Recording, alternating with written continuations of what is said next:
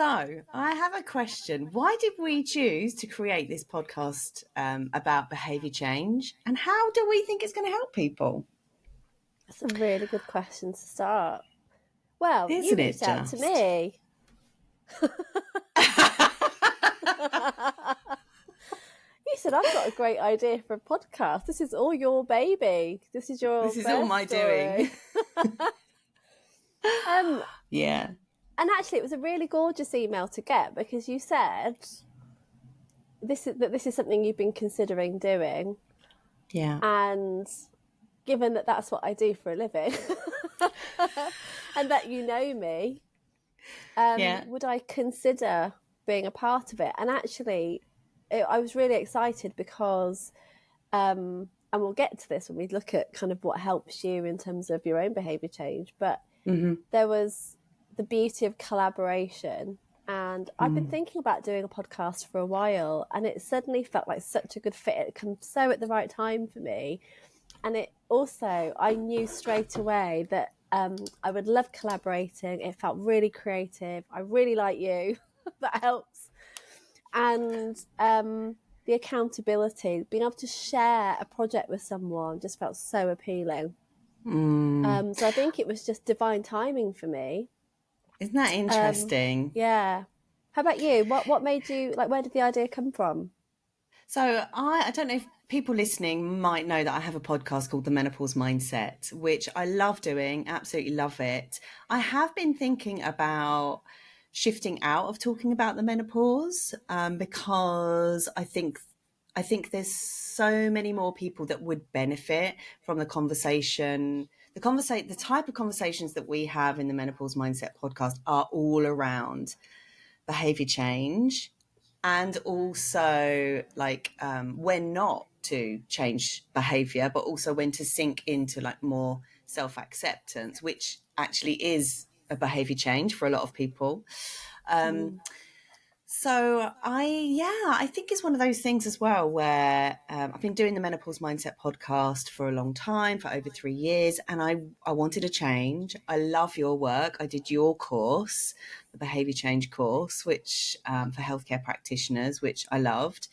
And I just love your work. I think you've got such integrity. You're so knowledgeable. And I just thought, hell yeah, let's get that collaboration finished, because you and I actually started our relationship as collaborating, didn't we? Like in our 20s. Don't. Do you want to talk about that? Yeah, how we met. How did we meet? Well, so this is actually, I put out an advert, and do you know what? I can't remember where it was. I want to say it was the stage. Yes, yeah. It was the stage. So something that probably people that know me maybe don't know, because why would they know? But I love singing. And I've always sung in bands. Well, sung in bands since I was about 19. So different bands, love singing. And the last band I was in, or group I was in, was an all-girl group in New Zealand. And it was 3-part harmonies. And when I came home to the UK, I just really wanted to recreate that because I loved the sound of blending voices, female voices. It's just such a joy. So I put an ad in the stage to look for other singers, and lo and behold, Sally Grotzer, you answered. And from there, our friendship did blossom. So that's over. That's 20 years ago. Is it 20 years ago? Over 20 years ago. I was in my now. early 20s. Oh, crikey. Yeah. So it's a long time ago. It was a long time ago. Yeah, I do remember that era of my life. I was very much a wannabe pop star, loved singing, probably had a tad more narcissism than I do now. But also, you were a singing teacher and vocal coach too, weren't you? I mean, that is which a big I still part do. of your life. Yeah. I still do. So yeah, it was a big part of my life, and I was really in that place of. Interestingly, because I didn't like my voice and I wanted to be Anastasia big time. I wanted that kind of chest voice, Christina Aguilera sound. And I felt deeply inadequate for not having that type of voice.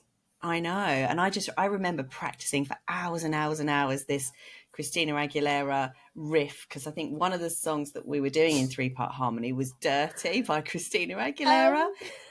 Yeah, I Yeah. And remember. do you remember? And my God, and I took the lead vocal on that. And my God, I mean, talk about behavior change, because this is like literally, how are you changing your voice? Like, how are you getting your voice to be this sort of sweet, choral sounding voice, which I had, like kind of churchy voice, Right. classical, shall we say? And then I wanted to find that grit. It was a whole new way of singing for me. So it was one of, I always think about Jerry Halliwell, because she was always the one in the Spice Girls, by her own admission, that had the least amount of talent. And she had to work so hard to sort of reach the same standard as the other girls in the group. I And I didn't know kind of that. felt like, did you not know that? Yeah, I'm a bit No. of a Spice Girls fan. Yeah. So it's interesting, Wow. isn't it? And It that's is how we met. interesting. That is how we met. And I think there's something to be said for our relationship enduring the test of time. So it's been a long time, and we don't live anywhere near each other in the country, do we? So No. occasionally trying to meet up and then connecting, doing Yeah. wonderful things like this. So yeah. Yeah. And that's the power of the internet as well, It because you is. go your separate ways and you come together through Facebook, Instagram now. And yeah. And wasn't it the Friends videos Yes. that That really helped you out? sealed the deal for me. So just a little side story there. I think one of the things that, like I said, cemented our friendship for me was I was going through a really rough time in London, which we shan't go into, but We shan't go we into. shall just say that there were relationship issues. My lips are sealed. That's for another podcast. Yeah. And it was just, I was going through a really tough time. And I remember opening up to you, and you did the most beautiful gesture.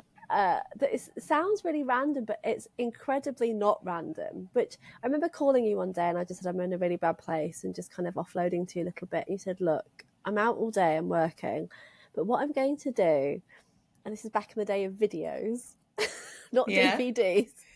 You said, I VHS. I have the Friends box sets, all of them, every single one, and I'm going to put a few of those box sets in a carrier bag for you and hide them behind my wall, my front wall. Come and get them, because Friends is the best therapy. And you know what? I drove the hour to your house. I picked up those videos, and they were the best therapy. And I mean, I think a lot of people relate to that Friends familiar, comfortable blanket, and just that very simple gesture, and how timely given what's happening currently. And poor Matthew Perry. Matthew Perry. But it really is a beautiful, simple, the world is all okay thing to watch. And you knew that, and you just really, it was such a kind gesture.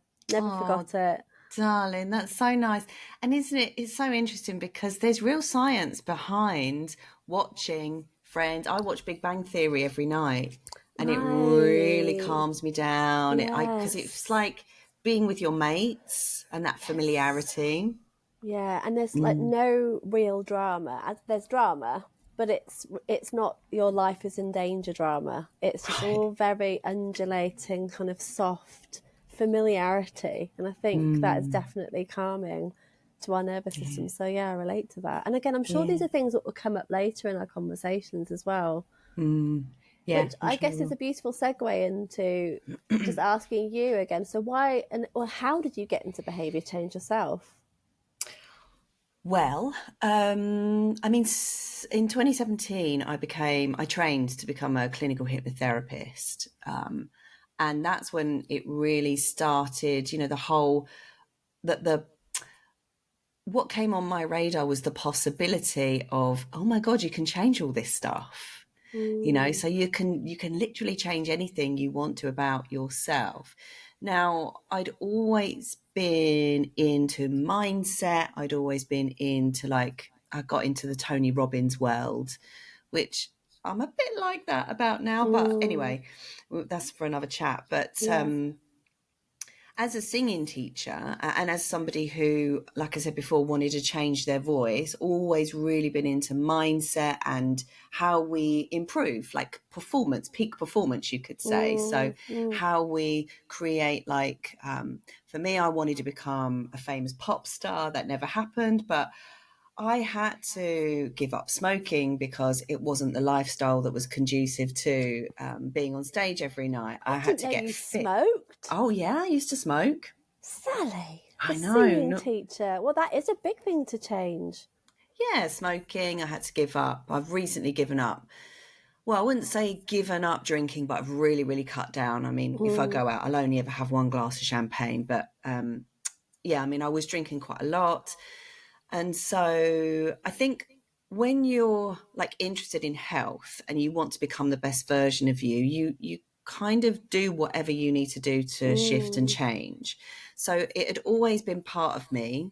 And also my dad is a big kind of inspiration to me, and he's always been very, very solution orientated. Like the way he thinks, he never went to school, my dad, or he went to school for like 3 years. He was very poor, lived in Catania in Sicily, and had like a tiny house with 5 of them in the house, and he had to work right from the get-go to bring in money. And he just had this incredibly problem solving brain, which I think, by proxy just rubs off on you when you're a child and you're just going through life. I remember him helping me to learn how to change the battery in a car, how to change a tire when I was 15 years old, getting ready to have my own car.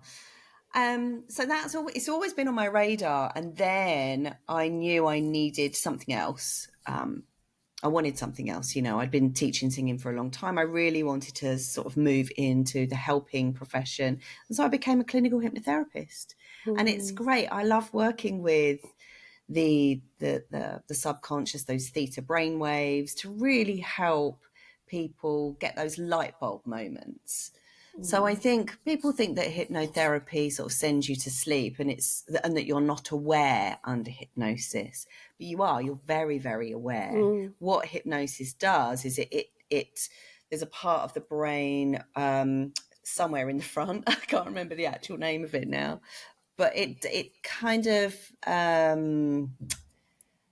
you lose your inhibitions in a way. So that's what it is. It's not that it sends you to sleep. You are very aware of what you're talking about, what you're discussing. So you shine a light on things that might have been buried deeper, but you're less inhibited. So you're more likely to talk about your feelings. You're more likely to make those connections. That's what's really interesting about hypnosis.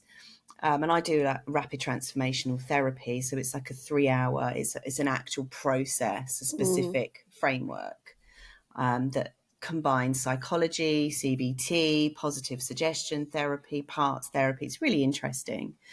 And I help people with all sorts of issues that want to change, but they just need a little help. They can't do it on their own, or they've tried to do things on their own. They just need a little bit of help to jumpstart them, into a different trajectory. So is there is there a particular client that you would work with most of all, or what kind of clients come your way? I work with all sorts of issues, which is what I love. I love the diversity. So even though my main demographic would probably be the midlifer, I do work with younger people. I do work with older people, but it is mainly, self-esteem, low confidence. I've done giving up smoking. Got a client coming that wants to give up Coca-Cola because it's an evening, every night sort of habit. Fear of heights, negative thinking, catastrophizing, depression, anxiety, all sorts of things. Very, very interesting. Things like sexual dysfunction as well, which I find really interesting and curious. Menopausal symptoms, I'm trying to get my yeah, there's a list whole up in my spectrum. money Yeah. blocks, infertility, autoimmune issues. Not that we're promising to cure autoimmune issues, but we are looking at some of the emotional stuff that could be driving the stress in the system that's causing the inflammation or the nervous system dysregulation. So yeah, it is utterly fascinating and I love it. What about you, Serena? Well, I relate to that last statement for sure. I think just the fact that human beings are ultimately fascinating is why I ended up being a psychologist. Yeah. Always, I don't want to go too far back and bore everyone who's listening, but always since a very, very small child, deeply fascinated by humans and why they did what they did. And I can really trace that back to being very, very young. And I feel like when I look at who I was as a child, I was definitely the observer. I was always observing. I was very quiet. I think always, as a side point really to any teachers listening, don't underestimate the quiet child. They're often the ones that are taking it all in, and I was definitely that child. Not brave enough to speak, maybe, but taking it all in. And actually being forgotten because of that, because I was so quiet. But just noticing how people were behaving, how they were acting, how they were interacting, how they responded to me. So just creating meaning about everything. I could have been maybe quite annoying actually when I think about it, because I could, because I think children also, if you see an adult doing that, they can seem quite high status if they're very quiet because they look like they're calculating. Yeah, true. But I was, a deep, deep thinker from being small, and I was drawn to understanding people. And I think then being also heavily influenced by my mother, who was a psychiatric nurse. And she created in me a deeper desire to understand things that had or were pathology, because it wasn't then just noticing how people behaved, it was actually noticing that some of those behaviours were extreme and different and difficult. And so it was because of her talking about people with schizophrenia and mental health issues and other mental health disorders and how extreme it sounded as a child. I was like, I don't understand. And I wanted to understand that. And so she ended up opening her own group therapy home when I was about, 10 or 11, which is very radical back then in the day because I am 612. And I was privy to that and privy to her work, and so started to work for her when I was 17, when I was legally allowed to kind of work. Before that, I may have been helping to clean and do things because I wanted to be in the presence of these people, and because I was so curious. And I think that started my journey really. But again, I have gone probably quite far back there. Kind of swiftly moving forward to present day, that's why I trained as a psychologist. It was bound to happen. I did actually really want to do medicine at university, but decided I wasn't clever enough to do that. I think you are. Well, now I think I probably should have just pursued it, but that's another life, another story, another podcast. Sliding doors. Definitely. But actually, even though I wanted to do medicine, I knew I wanted to go into psychiatry. So kind of psychology chose me. I pursued psychology, and again, for anyone listening, there might be some people that know me that know my background is actually forensic. So kind of carrying that thread from when I was little, I was very interested in extremes in behaviour, which is why I was so drawn to people that did things then that were really, really bad. And so much of my history and my kind of work history, if you like, my expertise is around murder. And so, this is another thing just to throw into the mix. And I think it's important for people to know that when we're talking about behaviour change, which is what this podcast is about, is people often don't see the connection between me being an expert in that and behaviour change. And actually, it's from that background that behaviour change became my focus, because having worked for the prison service and then worked in practice at Rampton Hospital, so working with really dangerous patients who are incredibly ill, lots of them.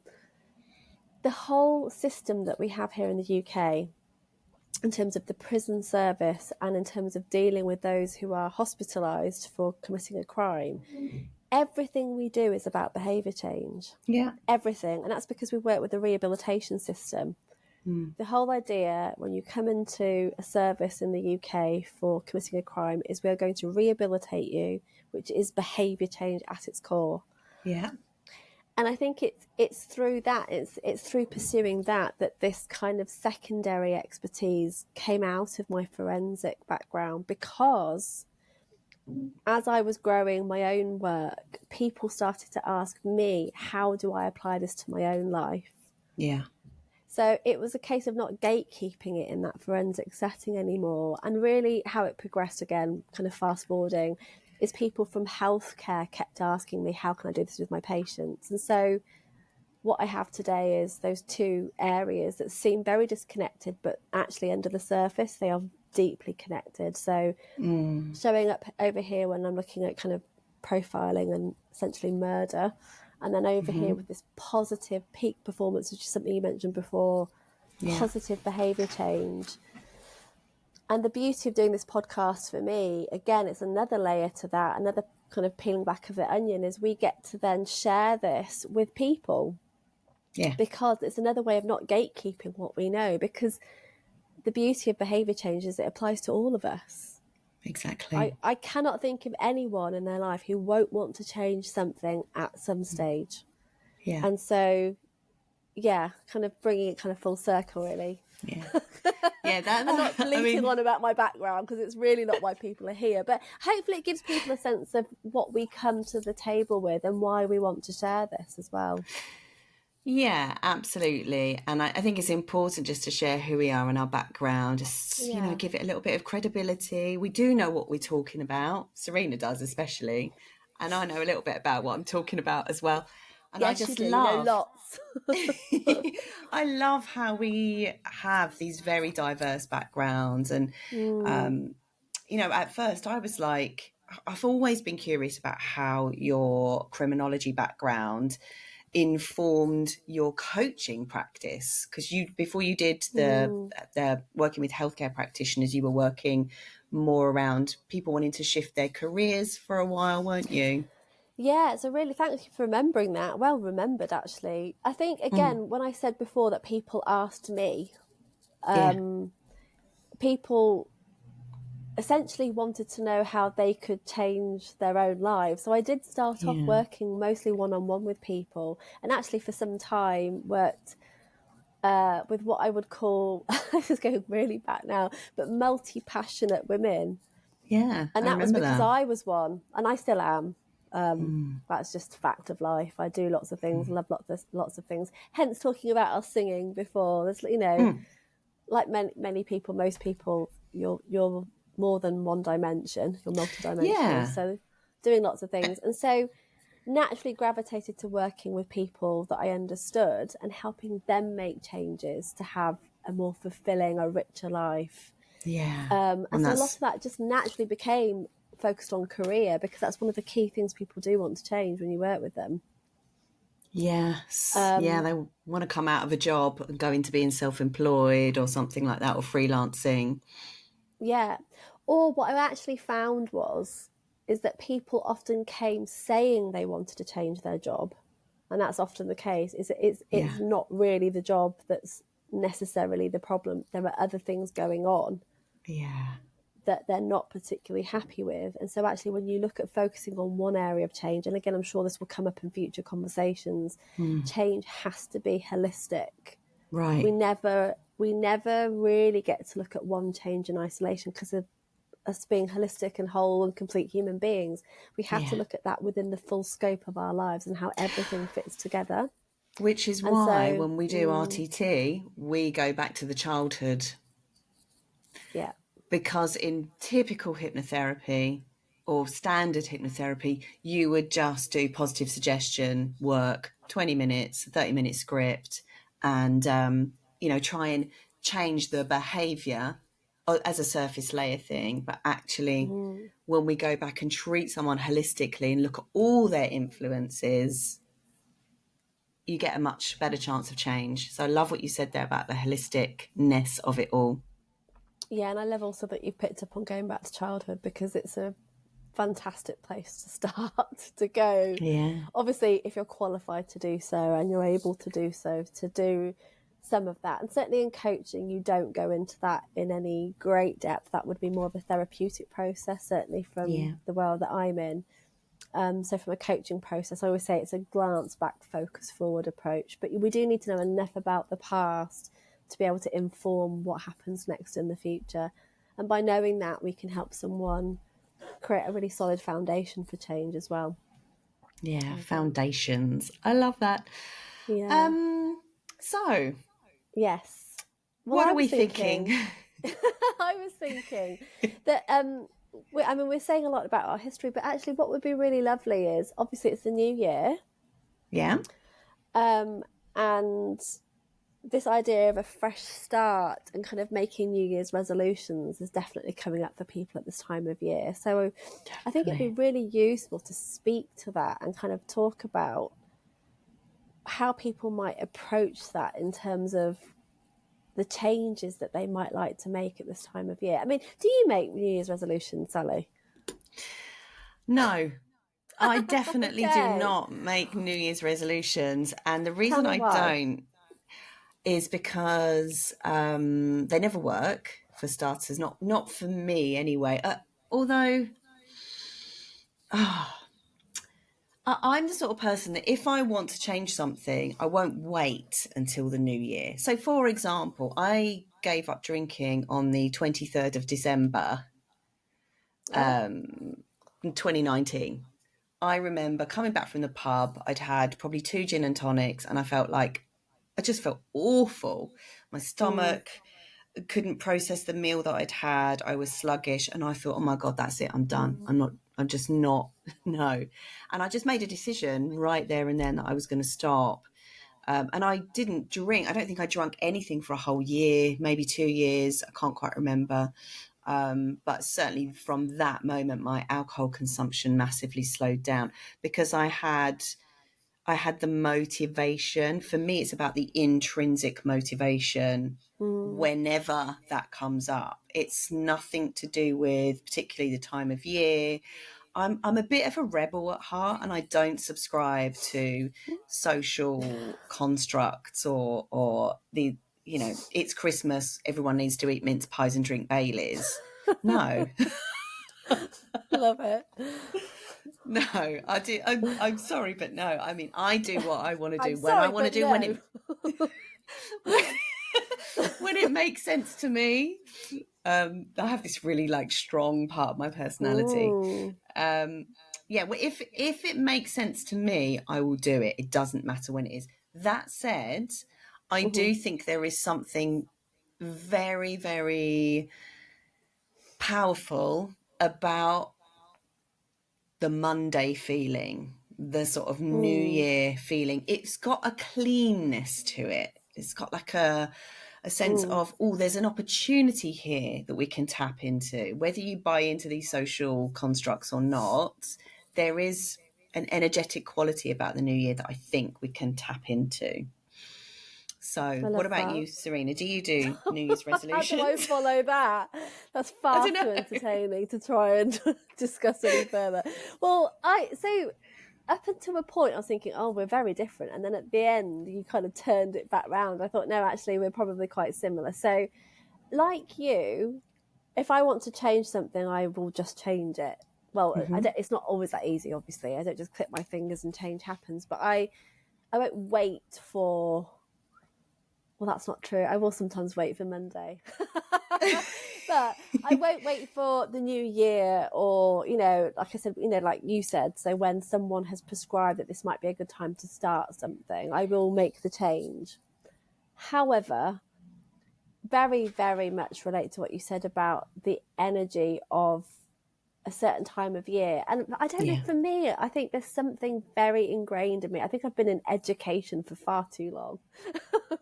Obviously, all of school and A levels, and then university, and then more university, and then more university. And then, you know what? I went to work in a university. So my system is hardwired on a school year. Yeah. And so I love the idea of the new year, January, but I think my favourite time to start new things is actually autumn, the start of what would be the school new year. Yeah. So I love, again, what you said is really lovely about the energy of a particular time. And I get really excited around the start of September, the feeling of not necessarily it's a clean slate, but it's like a new term. It's like, what am Yeah. I going to do this in this season of the Yeah. year that is fresh, different? Is there anything I can reflect upon from the previous few months that I would like to adapt, change, tweak? And I love, as you've said, the energy of that, and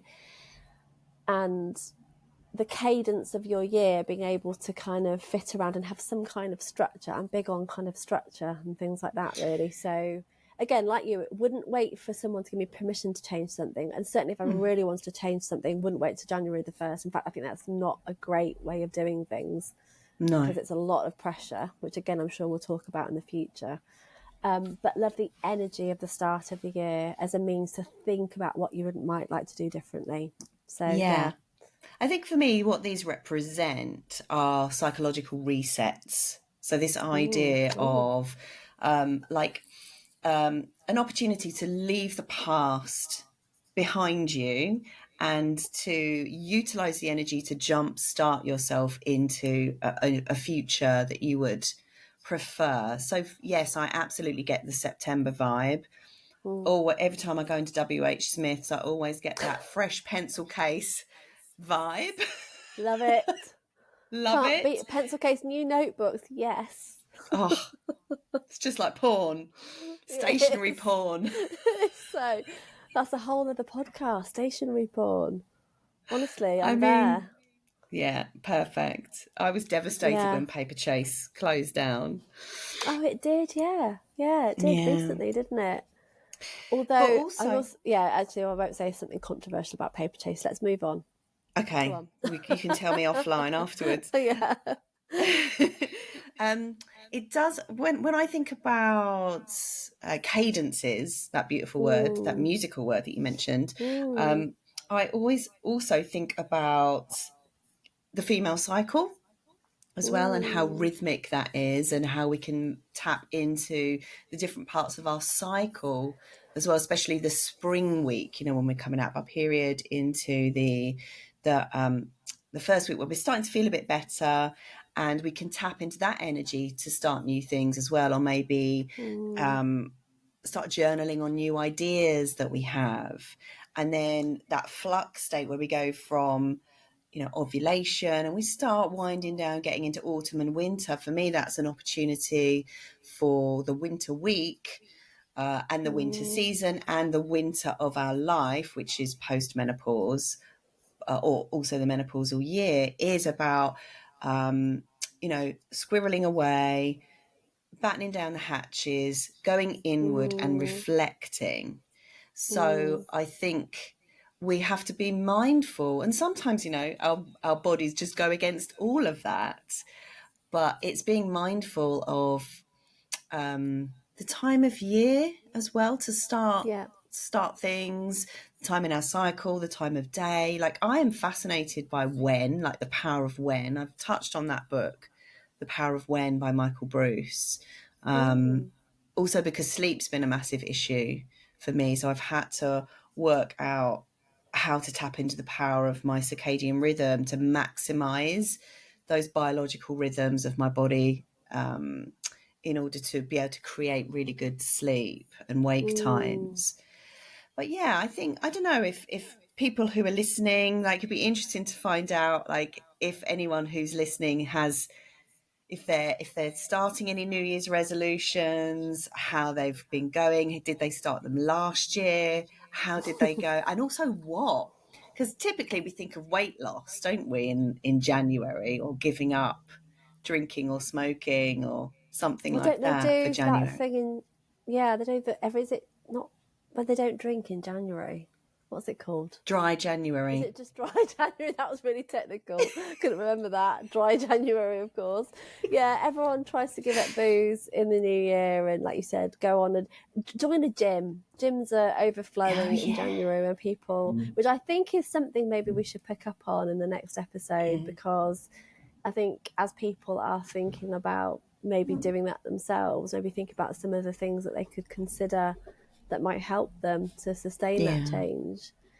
But again, I just want to pick up on something really interesting that you've said there, because again, about the cadence and kind of listening to those rhythms and those natural cycles. I think the key thing for me, and again, this is one of the things that I think we'll talk about a lot in this series, is there is so much to consider when you are considering making a change. And for me, any change you make, we must consider the foundations on which you are trying to make that change.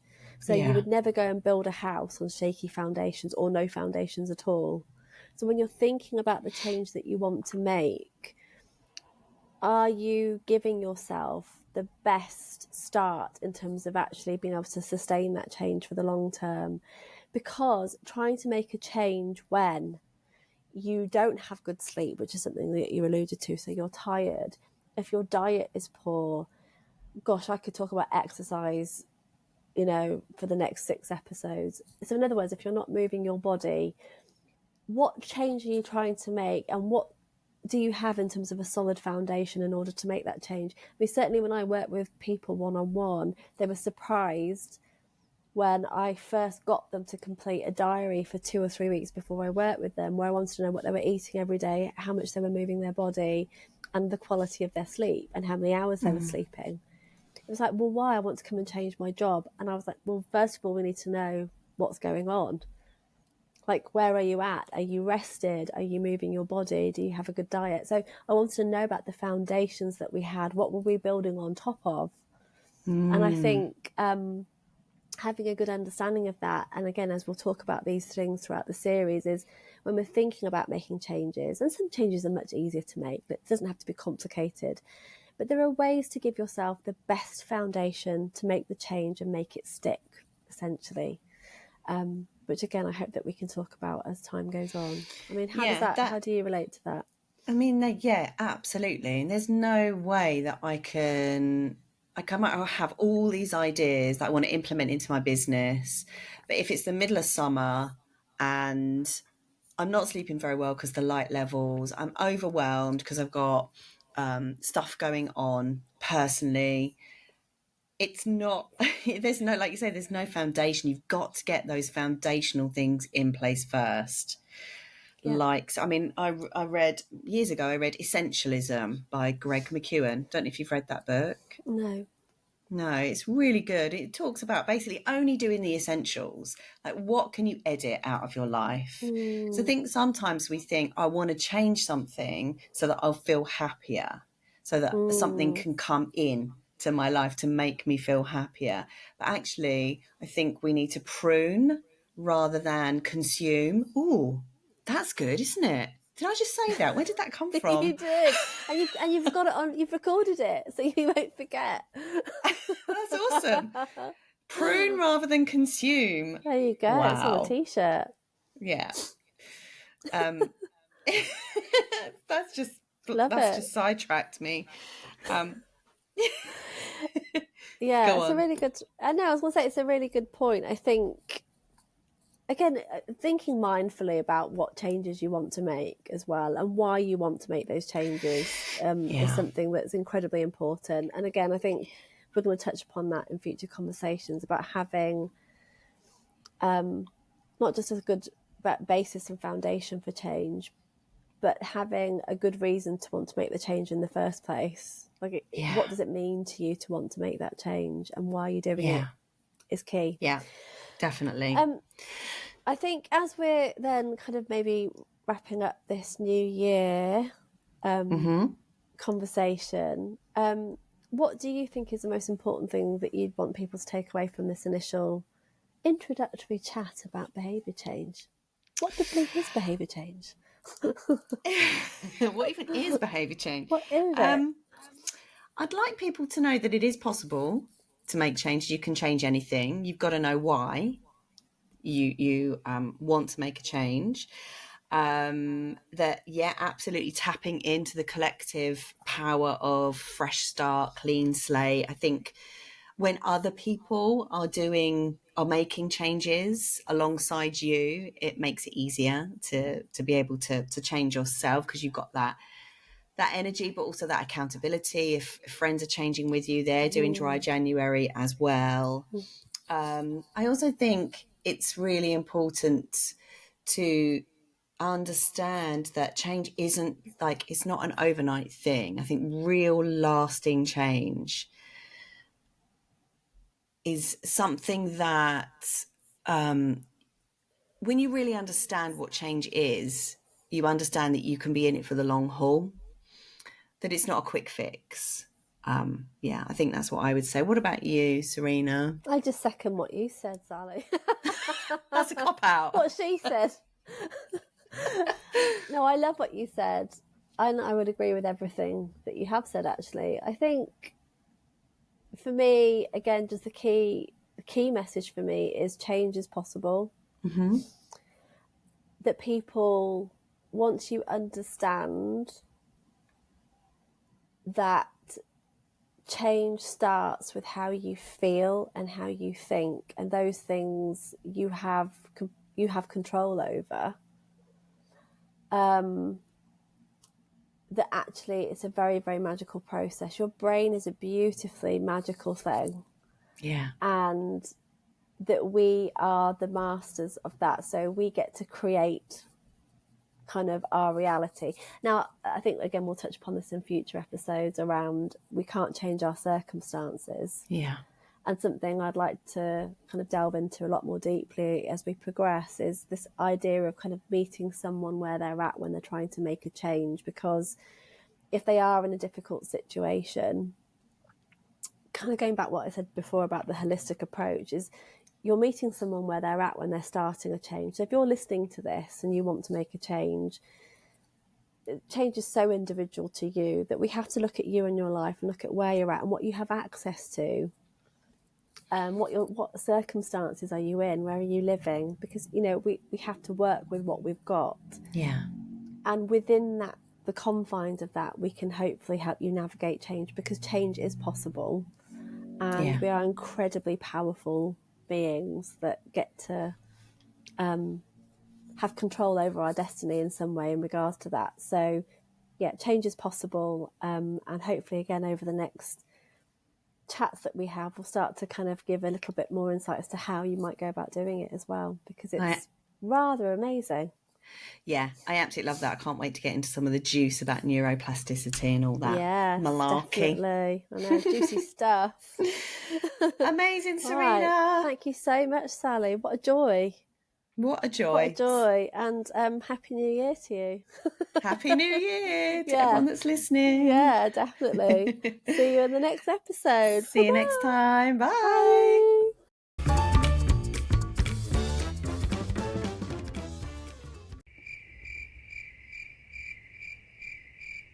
I don't say know. that again. Say that again. Why did we decide to? Well, you asked me. You were really... I loved you were forthcoming. Are you there? I am. Can you see me all right? Okay. No, Let me start that again. It's just a blank screen. I tell you what. You're not there. Oh. Where have I gone? I'm sat on my router, so I've got 1,000,000,000% of Wi-Fi. Yeah. And unless I put the Wi-Fi router in my mouth, we won't get it any better. Don't put it in your mouth. I don't want you to become radioactive.